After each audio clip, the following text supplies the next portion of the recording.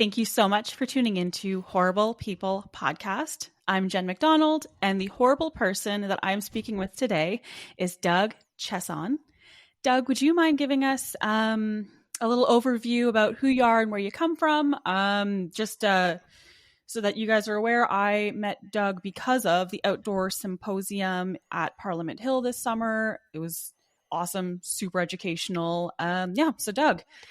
Yeah, sure. So I'm Doug Chiasson. My day job is I'm the executive director of the Fur Institute of Canada and the Seals and Sealing Network. We're the national advocacy organization for the fur trade here in Canada, as well as the seal hunt. I'm coming to you from Halifax, Nova Scotia today, born and raised in Cape Breton, but live in Halifax now. Amazing. Okay. Yeah, I was in Halifax a couple of years ago and I absolutely loved it. Yeah, it's a great city. It is. So the fur trade and trapping, is that something you have always been into? Like, is this a lifelong thing or did you kind of get into it later on in life? So I'd say I got into it later on in life. I ended up here at the Institute about 2.5 years ago. But once upon a time, when I was younger and had much less gray in my beard, despite only being in my early 30s right now, I was a political hack on Parliament Hill. I advised the Minister of Fisheries and Oceans on, amongst other things, the seal hunt. So I got to know the Institute and the Seals and Sealing Network through that work. And then fast forward 10 years down the road, they were looking for a new executive director. And the outgoing executive director, who was a buddy of mine, reached out to me and he's like, "Hey, come take this job. I know you want this job. Come take this job." So, I mean, I've always been, intrigued and fascinated by, the history of the fur trade and the politics around the seal hunt. My first university paper was written about the seal hunt, so it's certainly been an interest of mine. But I didn't grow up in the business. I'll put it that way. Okay. Did you grow up like hunting or outdoors? Yeah, like I grew up as a redneck kid living in a little town, middle of nowhere. A little town called Marguerite, salmon fishing town in Cape Breton, like a couple hundred people. I did my grade 4 science fair project on snaring rabbits. So it's there's a certain degree of when you grow up in a community like that, you never really. There's no way to not be around hunting, be around trapping, be around the outdoors. Absolutely, you're always into it. That's true. And did you do a little bit of work with WWF? I did, yeah. So before, to the confusion of many, immediately before I came to the Fur Institute, I worked at the World Wildlife Fund for 6 years. I ran a fisheries development program in Nunavut. So I got to spend a lot of time out in remote Inuit communities in Nunavut, working with them on developing community-based fisheries, spend a lot of time on land and out on the water and hunting seals. So it was some really amazing experiences that I was lucky enough to have for 6, I think it was about 6 years. Because, I mean, they're primarily seen as like an animal rights group, which is amazing because, I mean, I'm, as an animal lover, all for animal rights groups that actually base their policy off of fact and not monetary. Yeah, and I mean, the thing I would say about WWF, and I guess I don't have any WWF swag around me right now. I usually have my WWF water bottle. Oh, cool. Because they gave me a really good water bottle for Christmas one year. It's still kicking like 5 years later. Is at their core they're a conservation organization, and depending on where they are in the world, and it's a global organization, they're in 100 and some countries at any given time. WWF supported the Canadian seal hunt. WWF supports in certain cases, fly fishing, angling resorts and trophy hunting operations and community-based conservation that involves hunting or, either, recreational hunting or subsistence-based hunting, which used to get me in a lot of trouble with some of my colleagues at like WWF Netherlands or some of the other parts of the network that were a bit more on the animal rights side of things, or a bit closer to, the International Fund for Animal Welfare and other big multinational, like hardcore animal rights, anti-use groups. Okay. But we had something that not many other conservation organizations did when I worked in the Arctic, was we could point to the fact that we supported the seal hunt. So in Nunavut, there's a word that's used as like a pejorative for environmentalists, and it's silati, and it means defenders. And it's like used in a sarcastic sense of like, oh, silati, whatever. Talking about Greenpeace and others, because their experience with environmentalists is like, these are the people that want to stop us from hunting whales. These are the people that want to stop us from hunting seals. I was in an airport in Qeqetarjuaq one day waiting for my flight back to Iqaluit, and there was a guy in the airport, and he was like, "Hey, you're the Silati. You're from WWF." I was like, "Yeah, I'm from WWF." And he's like, "You want to come here and stop us from hunting seals?" I said, I don't want to stop that. And I reached into my pocket and pulled out my sealskin keychain.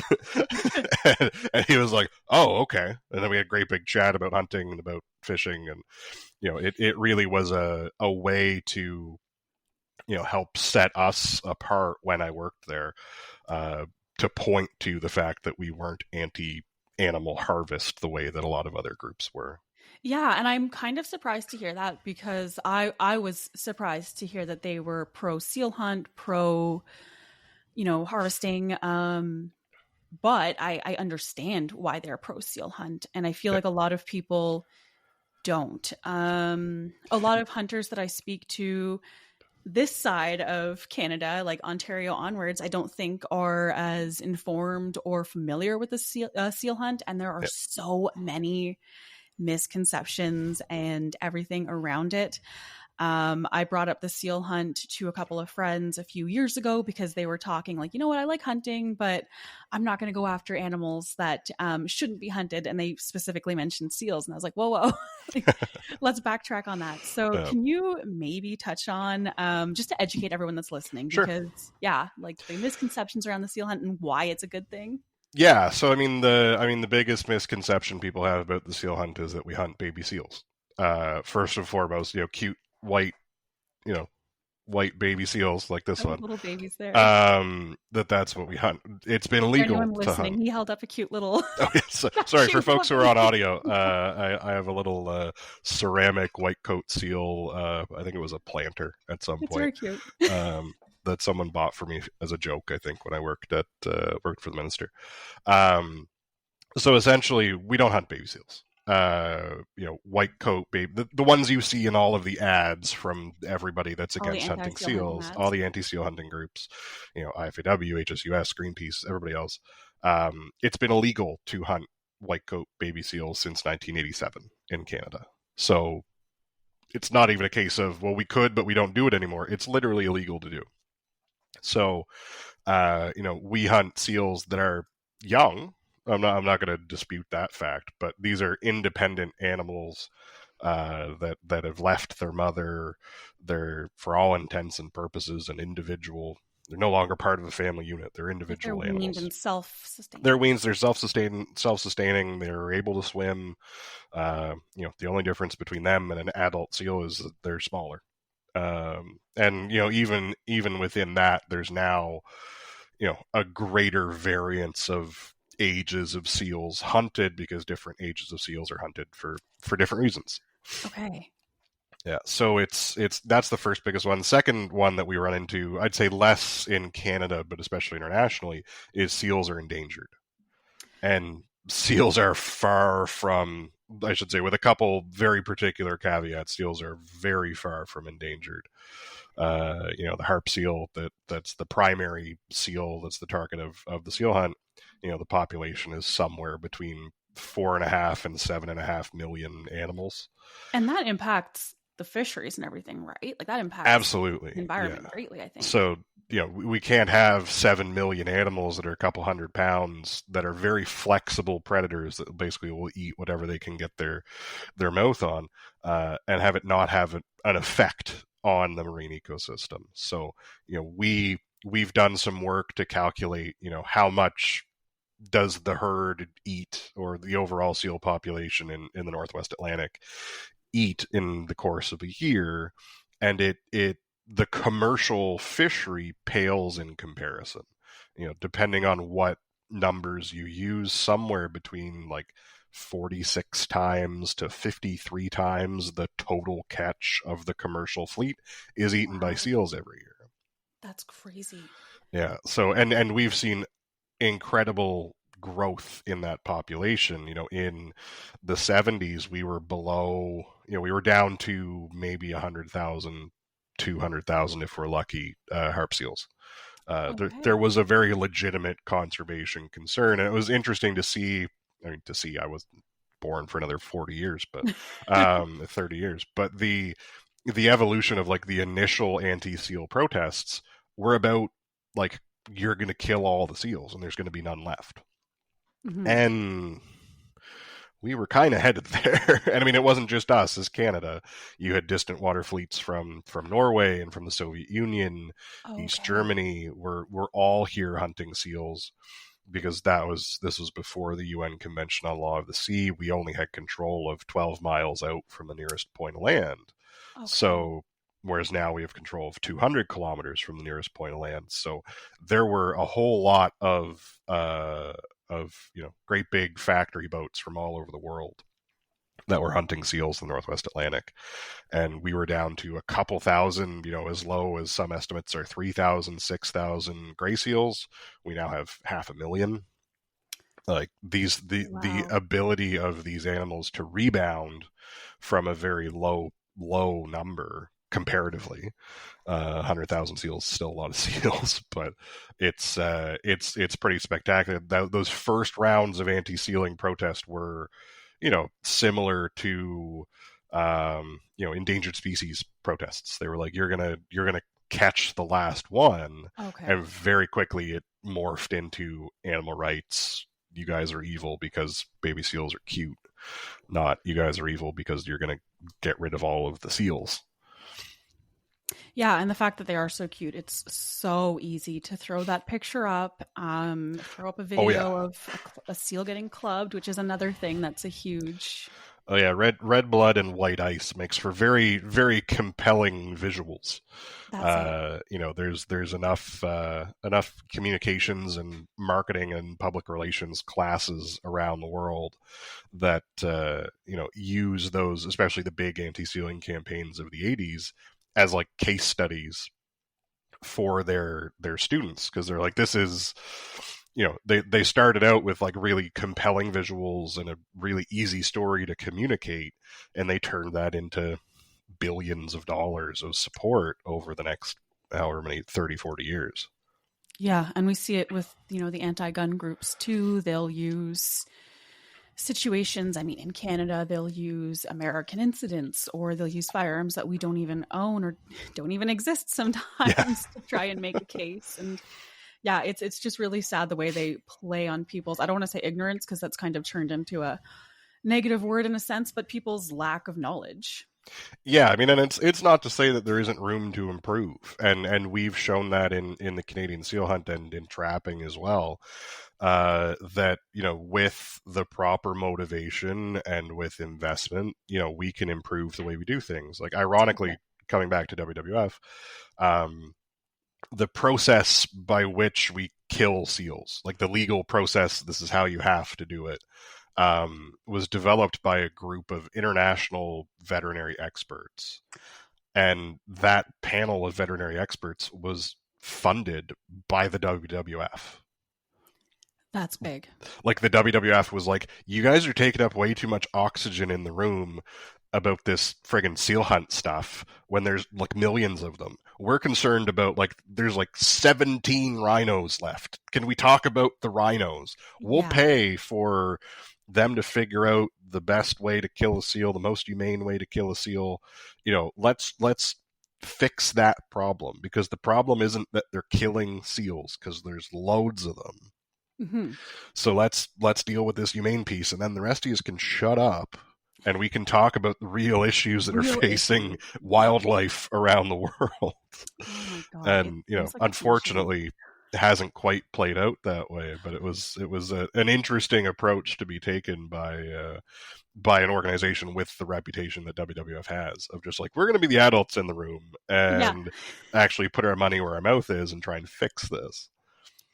So do you know what conclusion that panel of veterinarians came up with the most humane way to? Yeah, so this was back in the early 2000s. Okay. So the process, I don't know how gruesome you want me to get here.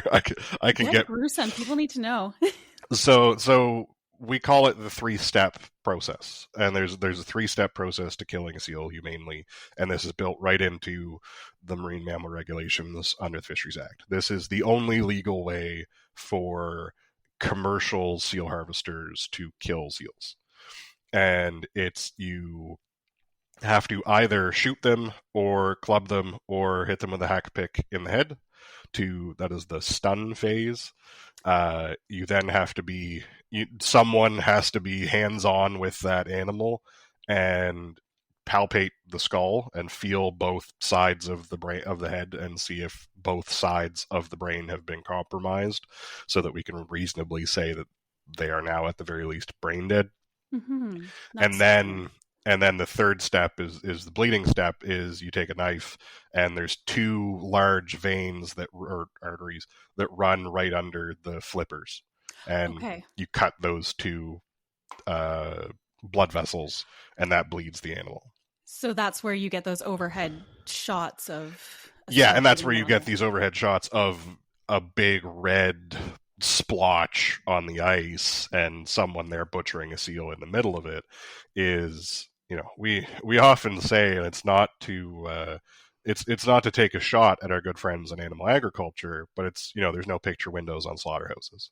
Yeah. Oh, exactly. And that's the thing, is you get a helicopter sitting a couple hundred feet over you with like HD 4K cameras taking pictures of you slaughtering a seal. Like, it's not pretty. It's not going to look good unless people are educated about it and know why you're doing what you're doing. I mean, exactly. And it's a higher standard than, basically any other wild animal harvest we have, because it was to hold it to a higher standard. Like, that was the purpose, was let's hold this to a higher standard. And it's species specific, so it takes into account, like, I guess, their anatomy and well, that's it. Is these were all things that were put together considering the fact that seals have a very different anatomy than an ungulate or something like that. So it certainly addressed the issues of, can you kill a seal humanely? But all of the groups that were anti-sealing still say, well, they were just like, well, it's impossible to do it humanely because it's ice and it's moving and there's too many moving pieces. And also at the core of it, we just don't want you to be allowed to do this anymore. So we will continue to come up with arguments as to why you shouldn't be able to do it, regardless of how much you do. Especially when the humane method, which is a legitimate humane method, doesn't look or sound so great. Exactly. Like that's at the end of the day, and this is true of, just about any hunting outside of maybe bird hunting, right? It's not pretty to butcher a moose, right? It's not pretty to butcher a sheep. It's not pretty. Oh, exactly. These are all things that happen, hundreds of thousands of times across the millions of times across the North American landscape every year. But there's no helicopter from IFAW, hovering right over it when it happens. Like, if a white-tailed deer looked as cute as a seal and people saw me like quartering it up in the bush somewhere, there would be public outrage. But, exactly. Exactly. People don't see it, and organizations aren't being paid to fight against it. Not yet. Hopefully none of them are watching right now, because they're like, wait, I got an idea now. Probably. Oh, God. I'm not giving these people any ideas. You did mention that there's different ages you would harvest a seal at for different reasons. So are the main, like, I guess, I should ask, I shouldn't guess.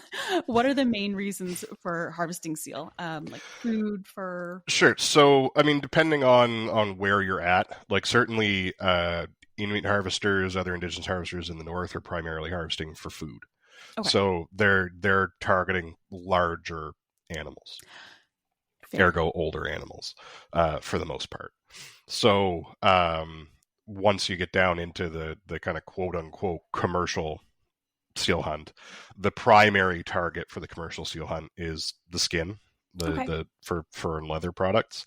But a growing part of that industry is also the oil. So seal oil is a great nutraceutical product, great nutritional supplement for omega-3 fatty acids, similar to fish oil or cod liver oil or whatever else. It's great for people. It's great for pets. We've got some of our members who are doing quite a bit of work now to promote the use of seal oil as a nutritional supplement for pets, because it does great things for their coats, does great things for their joints.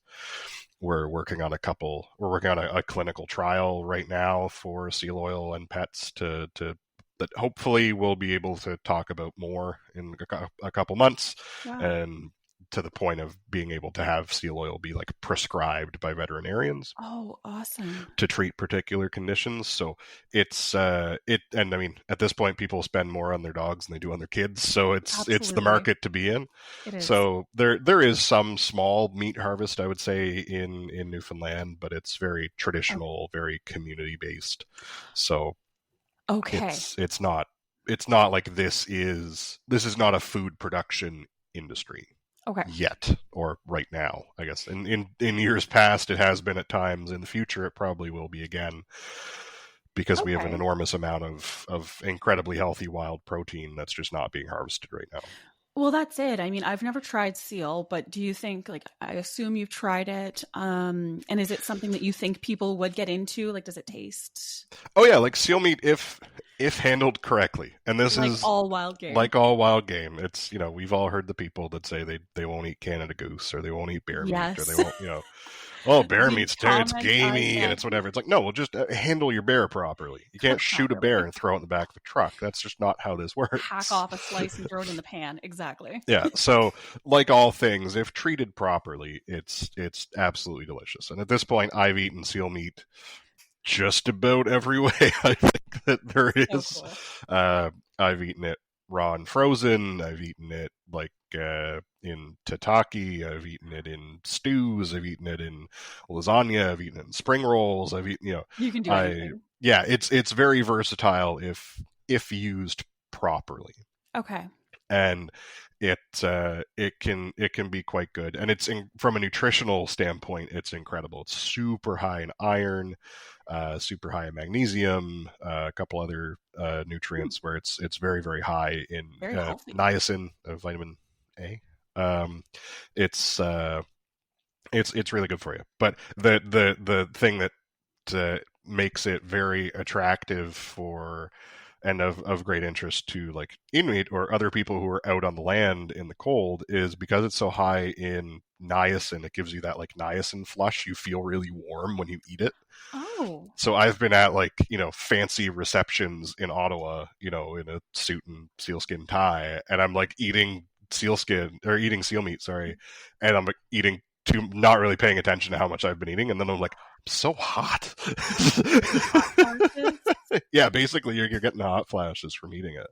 Wow, I did not know that. That's really, really interesting. Yeah, so it's, that would be a good I would love for more people to be able to access seal meat, for more people to be able to, go down to your specialty butcher and get seal meat. Like, I don't think it's something that, just a piece of seal meat on a styrofoam tray with some cellophane over it probably isn't going to attract a whole lot of people. It's very dark, like it's black, basically. Really?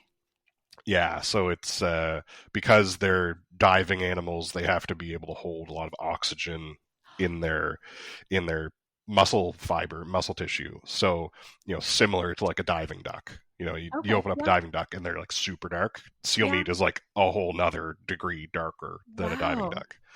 Yeah, like it's basically black, which can make for some really interesting, high-end restaurant platings that look wild and crazy. Yeah. Yeah, definitely.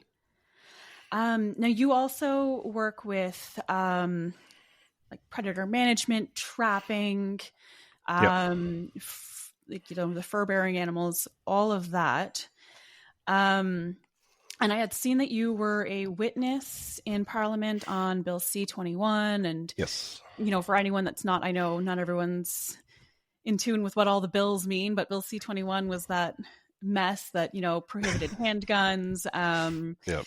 prohibited most future semi-automatics. And I think it just caused a world of issues with trappers, right? Like, Yeah, it certainly did. Trappers were one of the particular groups that are carved out for use of handguns. yeah, In the firearms regulations, there's a sub bullet for particularly for trappers. Trappers can be granted an ATC, an authorization to carry, for use in trapping. And that use is primarily for like dispatch of animals that are caught in traps, because we have killing traps and we have restraining traps that hold an animal in one place until you get back there, and you can choose to release it or you can choose to dispatch it. And for folks that aren't familiar with trapping, is picture the deepest, darkest woods, and you're on a snow machine and you've got a backpack full of gear, and you've got big trap setting pliers, and you've got a bunch of snares hanging off the back of your backpack, then trying to shoulder along a long gun on top of that is not exactly the most convenient no, or effective or safe way to do things. So trappers were recognized as being like, oh, hey, there are legitimate uses for people to use handguns, and this is one of them. But with C-21, that will basically disappear. It doesn't strike the section of the regulations. It'll still be on the books, but for all intents and purposes, trappers will no longer really be able to use their handguns at ranges and things like that. So they won't be well practiced in the field. So all it does is create a less safe environment for trappers. exactly. No, I totally understand that. And I mean, I know there are trappers that do have their ATC, like authorization to carry. And I feel like they're going to have a really, really hard time replacing their products Yeah. if they need to replace parts or the product altogether, because retailers can't just carry a stock of handguns for such a small demographic. Well, that's it. Is the reality being there's about 40,000, maybe 45,000 trappers in the country right now. Of that, there's only a fairly small subset that actually had ATCs, because for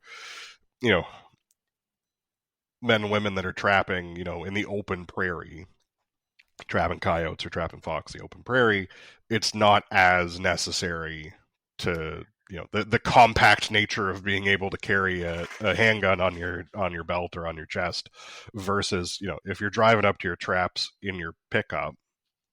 Yeah. You don't really need, it's the arguments are less convincing anyway, I'll put it that way, You're for not why going you through can't like use the a long deep gun. woods on Yeah, foot. you're not in deepest, darkest woods in northern Ontario, for example. So, or you're not on a long range trip out on the land in the tundra of Northwest Territories, where it's you don't want the extra 2 pounds of carrying the long gun versus carrying your sidearm, your And they're handgun. awkward to So, carry.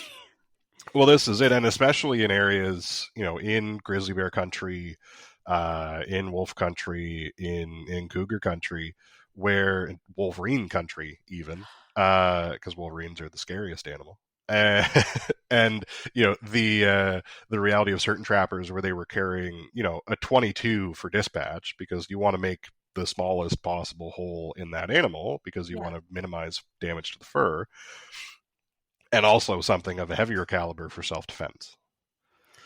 Fair. Yeah, you would need both, right? Yeah, so now you're getting off your snow machine with your giant backpack and your snares and your setting tools and all this stuff, and 2 long guns. And you have to be able to think in the moment, wait, which is on my right shoulder, which is on my left, the bear's coming across And the a quick beaver dam decision at when me. you have an animal charging at you. Yeah, so it's certainly one of those things where I've spoken to trappers that say that they will feel less safe, and Wow. regardless the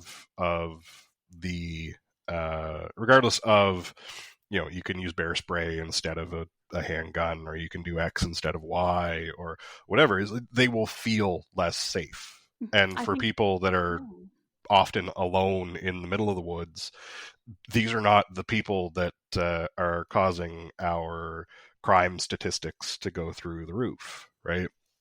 When not you even go a little to bit.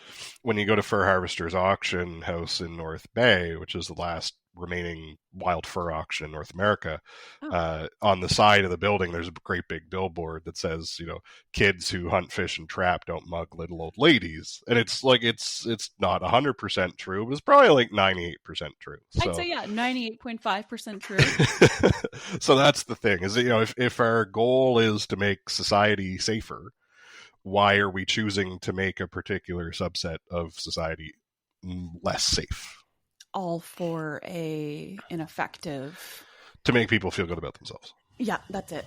Yeah. And yeah, I can definitely see how having a pistol holstered when a bear is coming at you is so much easier to just drop what's in your hands, and they're properly trained, so to draw your pistol. Like, these people aren't going out there without training or anything like that. No, that's it. It's and like I say, it is still a fairly small subset of even of trappers that choose to do this. So it's not that even doing this removes, 15,000 handguns from the landscape or something, even if the Yeah, government was just trying to run up the numbers, yeah, right? that's Like true. at the core of it, this affects maybe 1,000 people, maybe a couple That's thousand people. such a small. Yeah, there should have been some sort of like amendment made or something to. And we tried, like we Yeah. certainly, and I testified at the Senate committee. I met with members of the House committee and the Senate committee, when it was met with the House committee when it was still in the House, and then met with Senate committee members when it was in the Senate, and said, it's not that much to carve us out. Yeah. And if you're going to carve out the Olympic sport shooters, work with us to figure out how we get carved out. Hmm. And there was little to no interest in seeing that happen from members who could actually Do affect change something. to the bill. Yeah, exactly. And I think it would have been such a smart exemption. Like, it's so easy to defend that these people are out deep woods. I mean, you're restricted to what you can carry, when you can carry it. Yeah. Yeah. And I mean, I had one conversation with, out of respect for them, I will leave them unnamed, but someone fairly senior positioned in the government. Um, and I had gotten I had sent a letter and got redirected around to them, and they said, we didn't even think of trappers. And I'm like, And it's insane. Like, it's these people that just don't, because we see that so often. I yeah, mean, even with the organization that I work with, CS AAA, we recently spoke to an Arcan because they were putting restrictions on gunpowders and reactive targets. And when we spoke to them, we're like, why was the industry not consulted? Because, I mean, you're not even thinking of the fact that people that do historical reenactments, they don't generally have a PAL. They've got antique firearms. They right. don't need a PAL, but now they need a PAL to buy the powders for their gun. And they're like, oh, you know what? We didn't even think about the industry. We didn't even think about these reenactors. We didn't think about any of these people. And this is why actual consultation needs to be done. Yeah, and like I've said this different. I mean, I spent 4.5 years in the belly of the beast working on Parliament Hill, so like I have some degree of empathy for the people that don't. They ask the department, what's going on, and the department says, well, here's who should be concerned, and you go out and talk to Yes. those people, and then that's it. But for stuff like this, you have to go and shake some trees and really sort out, like, okay, this is affecting handgun users. Who are all of the handgun users in Canada? Yeah. Like, who is that? Who is every single person? You need a list of every little niche that's going to be impacted. Exactly. And, you can then make a considered decision to not listen to them, frankly. But Like, I would rather be in a position where someone tells me, oh, we don't care about trappers, we thought about it. We thought that we understand that this affects you, but we don't care. We have bigger priorities at play. This is our mandate. This is our mandate. The voters told us they want this to happen. Then for them to come back to be like, we didn't even think of you guys. Well, exactly, because then you're thinking, what if you did think about us? Would there be an exemption? Yeah. Well, this is it, and I've dealt with this on some other legislation that's kicking around in the Senate right now around fur farming, or that will have an effect on fur farming, because we represent trappers, we represent steel hunt, we also represent fur farmers, and, we represent the entire fur industry here in Canada. Yes. And a couple pieces of legislation that started as talking about zoos and very quickly got kind of expanded into talking about captivity of animals. And I'm like, wait a minute. Captivity of animals starts to, now is of great interest to us. But you brought forward this amendment at the committee stage after you had heard from witnesses. So when you were hearing from witnesses, this bill was only about, in this particular case, Bill S-15, this bill was about great apes and elephants in zoos. So I didn't feel the need to write a letter to the committee and tell them that we are very concerned that this bill is going to hurt mink farming, because mink are not elephants or great apes.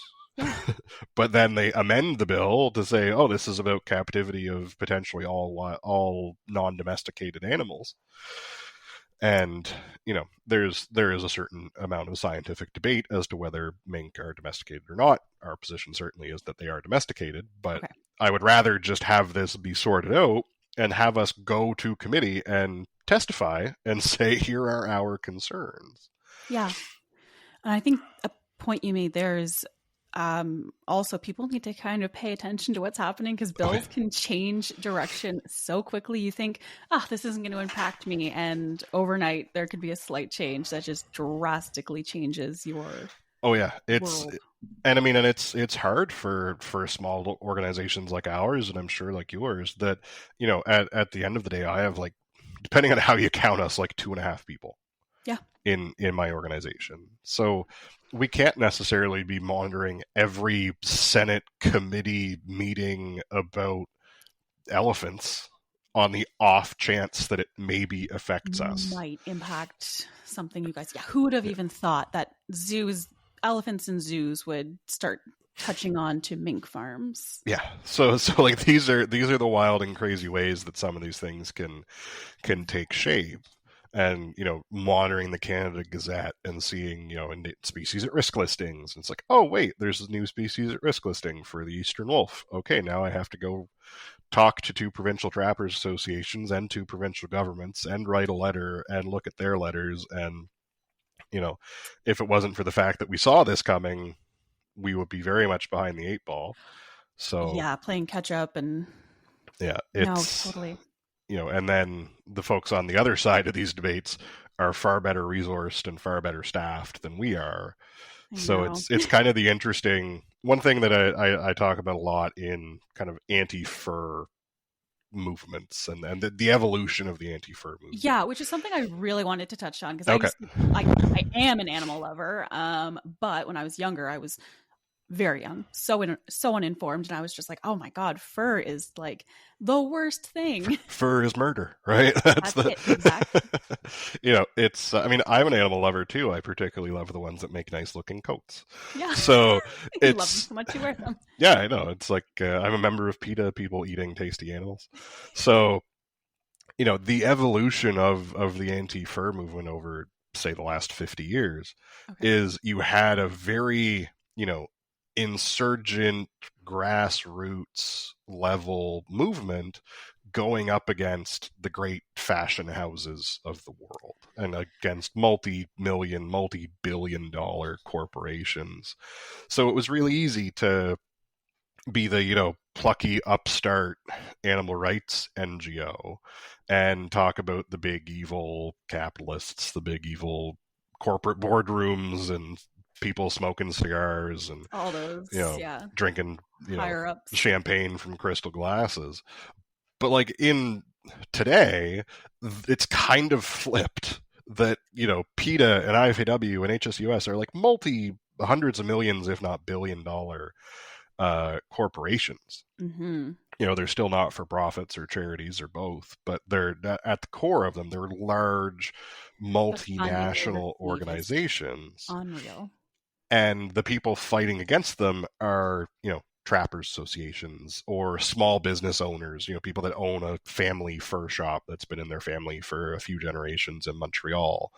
They're not that I'm saying there aren't any big corporations still in fur. Certainly the LVMH group, Louis Vuitton group, still has interests in fur and still produces a lot of great fur garments. But it's certainly here in North America, anti-fur protesters are like attacking small business owners and attacking Indigenous people, attacking women. It's really not, there's like really interesting ways to, turn this back around on people and kind of make them question the way that they think about their own advocacy. And, by and large, it's not a hard and fast rule, but by and large, anti-fur people are, progressive or left-wing. Yeah. And it's like, okay, so you're against fur. So you are against Indigenous trappers making more money. They're like, well, no, I'm not against Indigenous people. And they're like, okay, so you're anti-fur. So you're pro-oil and gas. Well, what do you mean? Like, well, if I can't buy a coat made of fur, I have to buy a coat made of polyester or nylon or some kind of synthetic. And they're like, oh, I'm not oil and gas. And they're like, well, the modern anti-fur movement built its reputation by throwing red paint on, women's fur coats. Mm-hmm. So you're anti-women. And they're like, well, no, I'm not anti-woman. I'm like, so you're anti-Indigenous, you're anti-environment, and you're anti-woman.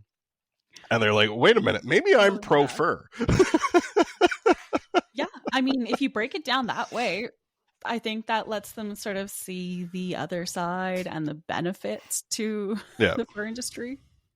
Yeah, like it's really interesting to watch. I will say that things in Canada, I mean, we have the out always of like the heritage and history of Canada, and certainly the having a different environmental ethic and a different relationship with Indigenous peoples than they do in the States. In the States, anti-fur is violence. Like it's farm break-ins and it's smashing windows at furriers. Really? And I mean, I shouldn't be surprised because that is how the more far left protesters tend to react. Yeah, like it's very violent. I'm not saying these things never happen in Canada, just they are rarer in Canada. But one of the big anti-fur groups in the States that's particularly targeting fur farming is called the Final Nail. And it's like, your imagery is a little bit on the nose there, bud. Like the final nail in the coffin. Like, okay, this is that's so weird. Like let's simmer down here for a minute, and we can have a well-reasoned debates about the pros and cons of fur farming. But like, let's not. This is a little bit creepy. You're taking pictures of people's farms, and they're like posting obituaries of if someone who's like a prominent fur farmer passes away, they're like, hey, one more down. And like you see that so much, not just with fur, but with anything that the mainstream media, government tries to tell people that they should hate. Like it almost gives them a pass to be just disgusting and aggressive and violent towards people that they just don't understand. Exactly. And it's, I have some of my members that are retailers or manufacturers. They get people come into the store and, give them shit for selling fur. And they're like, come in and talk. Like, let's have a conversation. Like and you can see me as a human being instead of some kind of evil creature that you've had this image implanted in your head of what I am and what I do. And it totally, like you kind of touched on there, it totally dehumanizes that person. Absolutely. Like so much of my work is about destigmatizing fur. I love that. and trying to get people trying to get back to the point that we were at 40, 50 years ago. Like I saw a news report not long ago, and this has nothing to do with the fur business, but everything to do with the fur business. And it was about Portage and Main in Winnipeg. And like Portage and Main, you can't cross the road at level, you have to go underneath. And the government built this like tunnel underneath Portage and Main in the 70s. And now it's every 10 years, there's a big debate about whether they should put a crosswalk back at Portage and Main or not. Okay. And I saw a news report from when they opened the tunnel under Portage and Main.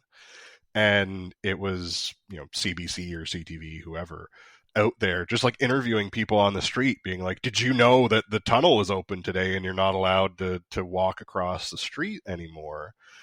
What do you think of that?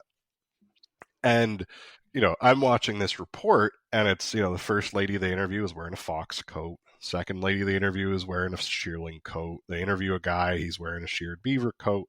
Like, everyone was wearing fur. A hat or gloves with a cuff on them, or a coat or a vest or something. And it was just what people wore. Like, these were normal people going to work, at an insurance company or Manitoba Hydro or whatever. Like, it's not like this was some kind of they weren't highfalutin event, or this wasn't a trappers convention they were interviewing. Like, it was people on their way to work. Regular everyday people. Monday. And regular everyday people were wearing a lot of fur. And it was because you could buy it and it would last, right? It wasn't fast fashion. Yeah. You were dealing with people a generation removed from the Great Depression. And it was, here, you buy this coat, it'll last you for 20 years. Or it'll last you, and you can give it to your daughter, give it to your son. Oh yeah, like fur coats are passed down. Well, yeah, they're heirlooms in many cases. And a lot of my members now are providing services to people like, hey, take your grandmother's coat. It's old fashioned. Like, it's just not the current look. Yeah. But bring in your grandmother's fur coat. We can make some modifications. We can remodel it. Oh, that's so we can make it something that will work for you, shorten it or make it a vest or whatever. Or we can make it into throw pillows. We can make it into a blanket. We can make it into teddy bears for your kids, for their, your grandmother's grandkids. Oh, wow.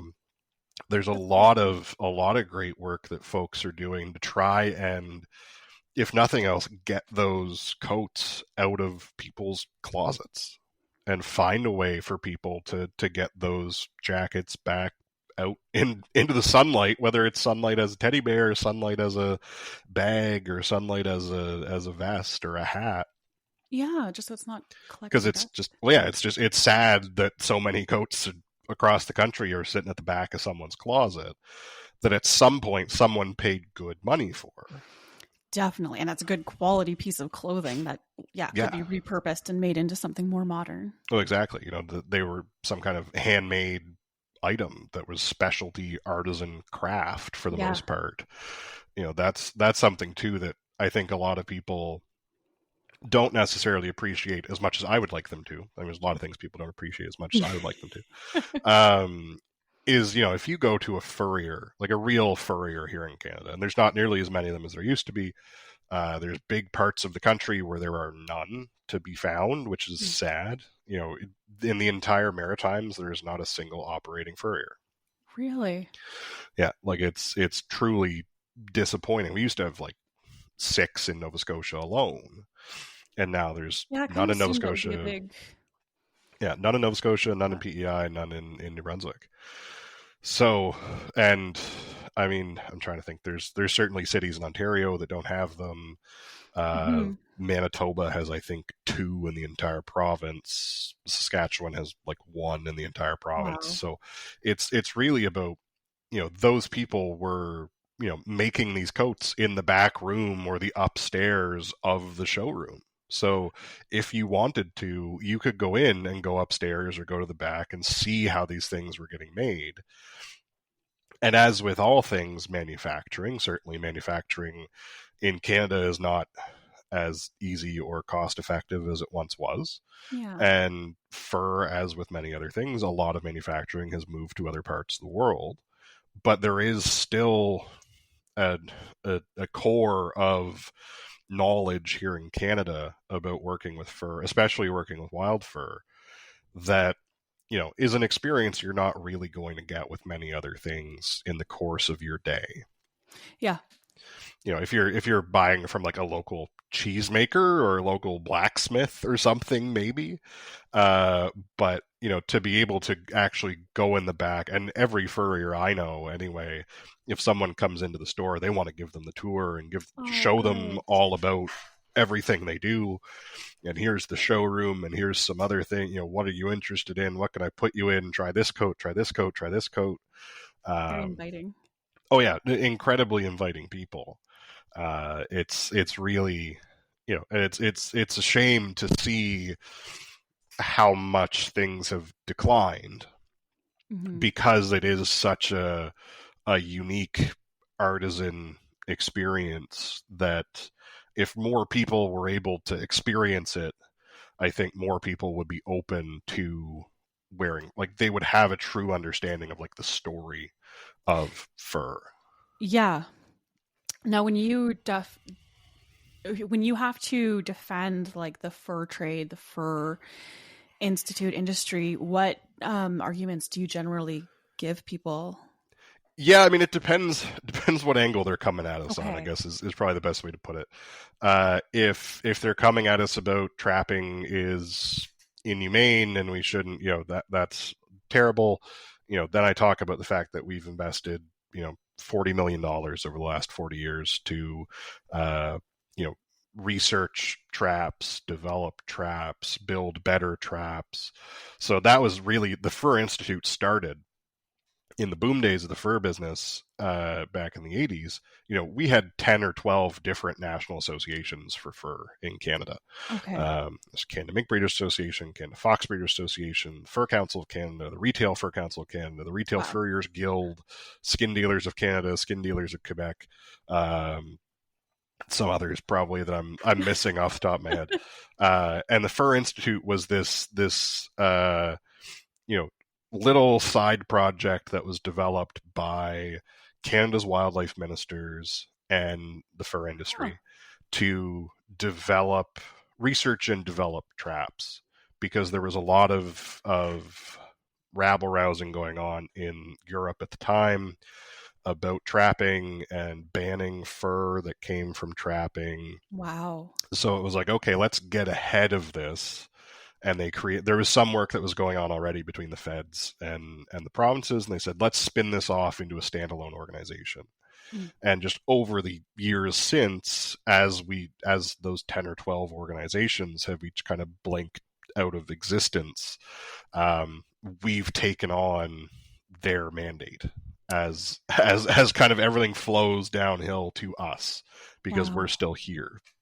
So you guys are quickly becoming like the national. Yeah. So last year, the Fur Council of Canada, which had been around since the 60s, they represented like the manufacturing and retail side of fur. Okay.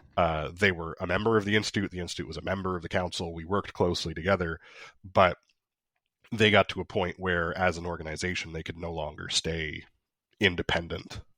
So I negotiated with the board of the Fur Council that they would fold the organization and invite all of their members to come join the Institute, and that the Institute would then represent from, trap line to runway, farm gate to showroom in the fur business. So in Canada. So, when people come at us about trapping, I can say we've got an international agreement, the Agreement on International Humane Trapping Standards between us, European Union, and Russia. It has very particular conditions for trapping of certain species and what makes it humane or not humane.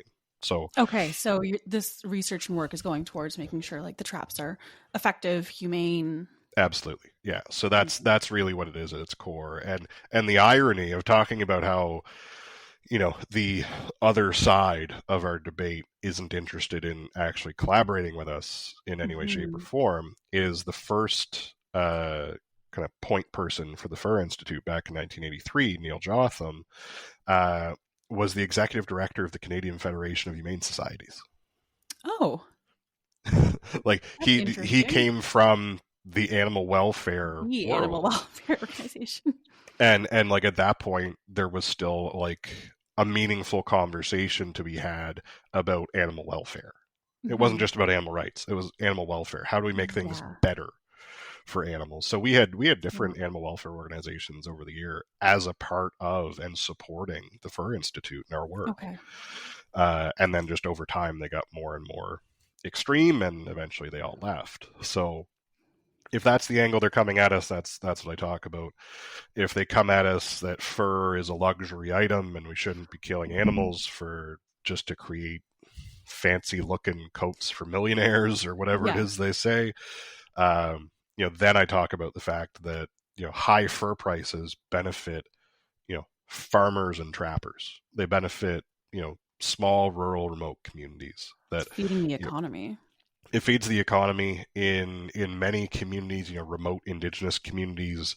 It is or has been the largest cash infusion into the communities is the money from trapping. So for a lot of communities, they've been really hurt by the downturn in the fur industry and downturn in the seal industry. In some cases, communities after the European Union banned white coat seal products in the 80s, communities in Labrador lost 30 to 40% of their community-wide income. Wow, that is a huge hit. Yeah, like that's a startling number. And certainly we can point to similar downturns in other parts of the country, in the boreal forest, for remote reserves in northern Ontario or northern Saskatchewan. Pick your spot. That as fur prices decreased, we saw very unfortunate things happening in those communities because there was no longer this source of cash, and no longer this industry that drew on traditional knowledge and traditional practices. In a lot of ways, it's similar conversations about like hunting outfitting operations, Mm-hmm. both here and I do a lot of international work as well. I'm the vice chair of the International Council on Game and Wildlife Conservation, of their Indigenous people and local communities working group. So I work a lot with folks in sub-Saharan Africa, Central Asia, Wow. and talking about the impact on communities that taking away this cash infusion, and the fact that cash equals boats, cash equals snow machines, cash equals gas and bullets, and that then gives communities the ability to reinforce their own food security and hunt and camp and steward traditional territories. That's the stuff that starts to really throw a lot of well-meaning leftists. I'll put it that way. Not everybody who disagrees with me is evil, just most of them. No, But sure. the reality being that when you start to break down, here are the real impacts, the real fundamental and concrete impacts on communities. Then they go, well, wait a minute, I never thought of it that way. Yeah, it's so easy to just say, the fur trade is bad because you kill an animal, you skin it, and oh my God, that's horrific. But they don't think past that. Yeah. And they're like, oh, you don't eat it. They're like, you don't eat it, so it's bad. I'm like, well, how much, there's plenty of animals we eat that we don't use we don't use the hide from or use the feathers from. I don't know a whole lot of people with Canada Goose stuffed pillows. No. So it's you're putting a focus on one part of the animal over another. One waste to another. Yeah. And totally. Muskrat, I'm told, is good eating. Beaver is good eating. There is a food element to some of this. I'm not going to eat a mink, wild or farmed. there's certain animals that are very much survival situation only. Yeah, totally understand that. But I guess it would contribute to population control as well, because when you touched on muskrat, I'm thinking people used to hunt muskrat for fur around me. They don't anymore. And now there's so many muskrats, farmers pay people to go and, take care of them because they're clogging up the tile drains, like they're destructive. Yeah, well, this is the thing. When people come at me with the argument of we can end trapping, we can never end trapping. We can end the commercial fur industry. Mm-hmm. I don't think we should, but it could happen. That we would end the commercial fur industry. Same way we ended the commercial whaling industry. Same way at times we have ended the commercial seal industry. It's possible. Yeah, but not a good idea. But it's not a good idea. Because, and we've seen this from, we have examples of this in Europe where, last year France killed more fur bearers than Canada did. Really? They have invasive muskrat, invasive mink, invasive fox. They kill hundreds of thousands of fur bearers every year. In France, the Netherlands, Belgium, Spain, we collaborate with some of these countries to make sure that they're using humane traps in their population control exercises. But all of those animals are going to the landfill or the incinerator. Because it's only population control. Because it's only for population control purposes. So you never get rid of trapping. There will always be reasons to trap animals. So I wonder if these anti-trappers, anti-fur, realize that these animals are still going to die. Yep. We're just not going to use their fur. Well, and then the perverse part of it is when that happens, like right now, I will say a significant portion of, I won't say all of, the cost of, trapping of animals for infrastructure protection, wildlife protection, what have you. A significant portion of that cost is borne by the global fashion industry. The people that are buying the coats and buying the bags and buying the accessories, they're paying in certain cases for, beavers that would have flooded a intersection in town, or muskrats that were burrowing out under the pilings of a bridge, or coyotes or wolves that were killing sheep. There's a certain portion of that cost that is being borne voluntarily by the international fashion garment and accessories industry. That's true. Without that cost will be entirely borne by the taxpayer and the farmer. Yeah, that's another huge point, I think, for sure. That's the scary part. We're, the amount of money that CN and CP and Manitoba Hydro and Hydro One and other power generators spend per year on, animal control, on wildlife management, is still fairly large. But if we were at a point where muskrats were going for $10 each or $15 each, they probably wouldn't have to pay a whole lot of money for muskrat control. That's so true. Yeah, because muskrat's not worth a whole lot now, right? No, I mean, muskrat's worth almost nothing right now, unfortunately. Coyotes, during the boom of coyotes, 10 years ago when Canada Goose was still using coyote fur, and that 900 companies that made knockoffs of Canada Goose were all using coyote on their ruffs. There weren't a whole lot of farmers in the prairies who had to pay trappers, because trappers knew they could get $100 or $150 for each one of them coyotes. They were going to farmers begging for access to their land. Now that a good, a great Western coyote is going for $40 or $50, I'm sure there's a lot of farmers in the prairies that are having to pay trappers to come in to keep coyotes off their sheep or off their cows or what have you. So if we can let rich people pay for all these things because they want a nice coat, that's great. Yeah, exactly. It benefits everybody. Yeah, if we could distribute that cost to people who will voluntarily shoulder it. Yeah. And that then supports trappers and supports, the auction house in North Bay, and supports dressers and dyers and supports manufacturers, all through the value chain. That's the best case scenario for everybody. Definitely. Yeah. And I mean, it's true what you said. I know people that used to trap or had family that trapped, and they just don't anymore because they're like, it's not worth it. Yeah. Or like we're also going through, and the States has already gone through this for the most part, and it's starting here in Canada as well, is people that are trappers for like personal wildlife management reasons.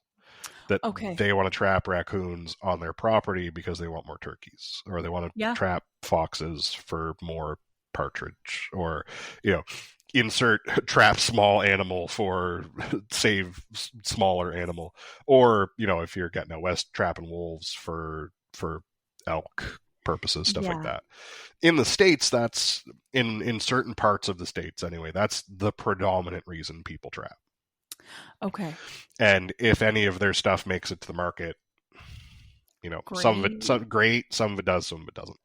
But that's starting here. When I did my trapper egg course here in Nova Scotia last year, you know, there were a few guys in the room that they said, you know, my interest is predator control. Okay.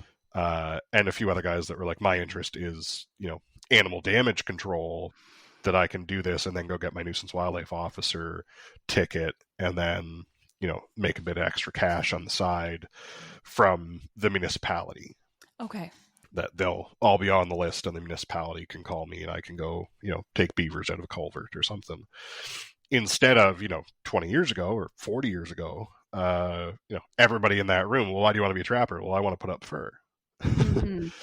There's money in it, right? Yeah, there's money in it. There's a reason to do this, and the reason is dollars and cents. And the other stuff is tertiary.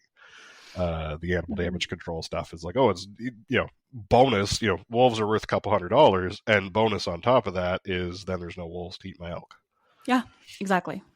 The predator control paired with the actual fur. Yeah, it was like it was a great way to float the cost of all of these other things. Definitely. Dang, that was very educational. I feel like we're running out of time, but we're probably going to have to record again at some point because, yeah, this is just, there's just so much that people don't know about the fur side and the seal side and the trapping side. Well, and, you know, the one thing that I've been trying to make an effort to do, especially in the 2.5 years I've been at the Institute, is, you know, trappers are the unloved stepchild of the outdoors community, right? Yeah. That, you know, we're kind of off in our own corner, doing our own thing, and, you know, you might give us a call if you got wolves knocking down your elk herd or something, but, you know, it's not as, and some of our provincial associations are doing great jobs of building really strong relationships with, you know, outfitters associations and others. And, you know, I would like us to get to the point where we're, you know, shoulder to shoulder on a lot of these issues with the broader hunting, broader outdoors community, and that we can get past, you know, some of the you know, ground level conflicts which are inevitable between any user groups. Absolutely. Same as conflict between outfitters and resident hunters, or resident hunters from over here and resident hunters from over there, or anybody against anybody. Anybody against anybody, exactly. So that's something that, you know, things like the outdoor symposium that Blaine puts on is a great opportunity to do that. Yes, you can to make get those in a room connections. to get in a room with a bunch of other organizations from across the country and say, hey, we're here now. Yep. No, definitely. It's just getting the name out there and raising the awareness. And I mean, all of these organizations, we've all got, you know, very, very similar end goals, very similar ways of operating and thinking. So, I would love us to get to a point where all we have left are the, like, couple little things we disagree on, because we've already accomplished all the things we agree on. Exactly. And I mean, I feel like the small things that organizations might disagree on aren't really that big of a deal. No, that's what I mean, is like if we ever get to the point of having accomplished the 98.5% of other things that we all agree on, and all that was left was the 1.5, then we would all be, I think, we would all happily have that that debate at that point, because we'd be sitting on a long list of successes. Yeah, that would be nice. one day. Someday. Maybe. We'll give it a couple years. Yeah. I say 3 years. We'll get there. Well, thank you so much for doing this. This is amazing. Like, so helpful. And yeah, I really hope that I know I got a lot out of this conversation. I'm almost certain anyone listening will. Anything you want to leave us off with, and where can we find you online? Yeah, I'll leave folks with the best thing you can do to support wildlife management is buy a fur coat. And if you care about the oceans, buy some seal products. And if you're looking for how and where to do that, you can find out at fur.ca or canadiansealproducts.com. Find us we're the Fur Institute of Canada, or maybe just Fur Institute of Canada on Instagram. We've started getting our Instagram presence back up and running in the last couple months. We're on Facebook, we're on Twitter. Where else are we? We have a podcast, the Truth About Fur podcast. I want to check that podcast out. Yeah, you can find that in the Hunter Conservationist feed at Blood Origins Canada. So it's us and cool. Us and Mark, myself and Mark Hall. We're the co-hosts of it over at Blood Origins Canada, and we're about once a month right now, and kind of just talking about the news of the day in fur and what the Institute is doing, what's in the news, what we think about it. And, there's a bit of science, a bit of politics, a bit of interesting stuff that's going on. So if folks have an hour to spare after they listen to the Horrible People podcast, they can check out Truth About Fur. I love it. I'm going to put all of those links in the little description section. So great. People will be able to go right over there and find you. Perfect.